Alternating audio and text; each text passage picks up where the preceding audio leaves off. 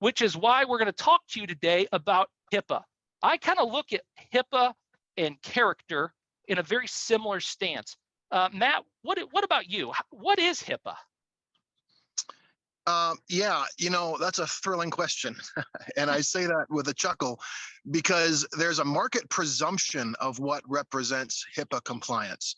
We get calls all the time. As a matter of fact, when you guys first called, you were asking questions. I understand that there's testing and training involved. I understand that there's a lot of information we have to go through. What do I need to do to be compliant? And I wish there were a magic button that you could press at BBC Global and you could say, boom, we are now HIPAA compliant, because there are standards and they are measurable. And with assistance, which is what I do all day, every day, you can have somebody pretty easily take you to a place of HIPAA compliance. But from that point forward, it's not over. You've got to go through your policies and procedures. You've got to read through them and make sure they represent your daily operations at work. And you've got to make sure that your staff is trained, along with a list and litany of a dozen other things. And it's not a lot of work, but it's regular work. So I'm going to have to agree with you on that. Yeah, I mean, HIPAA is basically protecting people's private health information.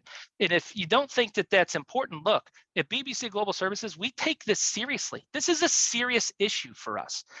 And so it's not something that we look at passively. It's something we look at actively, which is why we put this entire webinar together. We brought on one of our consultants that we bring into our organization. We're sharing that resource with you. So don't take this lightly. Take notes today.